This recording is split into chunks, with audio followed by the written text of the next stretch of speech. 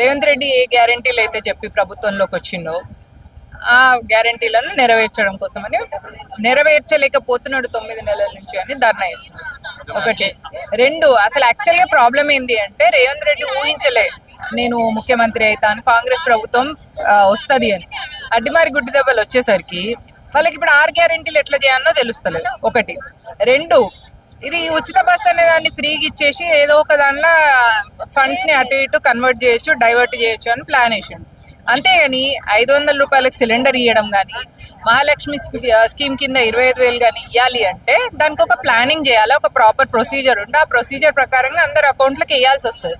So ఇప్పుడు వీళ్ళకి పని చేత కాదు కాబట్టి, లంకె బిందెల కోసం వచ్చిన బాపత్ గాళ్ళు కాబట్టి వీళ్ళు ఎక్కడ కమిషన్లు వచ్చే పనులు చేస్తారే తప్ప ప్రజల సంక్షేమానికి సంబంధించిన ఏవి వీళ్ళు చేయరు అనేది ఇక్కడ మంచిగా నిరూపితం అయిపోయింది. అందుకనే మీరు ఇట్లా చేస్తూ ఉంటే మేము మిమ్మల్ని చూసుకుంటూ ఊకోము. మీ బోరు వీకి షారు కాచడానికి తెలంగాణ ఆడబిడ్డలు రెడీగా ఉన్నారు. రజాకర్లనే తన్ని తరిమేసిన తెలంగాణ ఆడబిడ్డలను ఆఫ్టర్ ఆల్ రేవంత్ రెడ్డి ఇచ్చిన మాట నిలబెట్టుకోకపోతే చేయలేమా? తప్పకుండా చేస్తాము.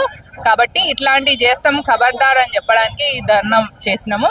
ఇట్లాంటివి ఇంకా జరుగుతూనే ఉంటాయి. ఓకే మేడం, రేవంత్ రెడ్డి ప్రభుత్వానికి వ్యతిరేకంగా బీజేపీ ప్రభుత్వం ఎలాంటి పనులు ముందు తీసుకెళ్ళి ఇప్పుడు ప్రభుత్వానికి వ్యతిరేకంగా మనం చేయడం కాదండి, వాళ్ళు ఏమేమైతే వాగ్దానాలు చేసినో అవి నెరవేర్చేలాగా వాళ్ళ ఒళ్ళు వంచేసి వాళ్ళ మెడలు వంచి వాళ్ళతోని చేపిస్తాం మేము. వీళ్ళు ఏమైనా కూడా ఎక్కడ కమిషన్లు వస్తే చేద్దామా అని చూసే రకాలు కాబట్టి మీరు కమిషన్లు పక్కన పెట్టి మీరు ఇచ్చిన వాగ్దానాలను మీరు నెరవేర్చకుంటే మేము మిమ్మల్ని బతకనీయము. ఇది మేము చెప్పేది. ప్రభుత్వానికి వ్యతిరేకంగా చేయాల్సిన అవసరం భారతీయ జనతా పార్టీకి లేదు.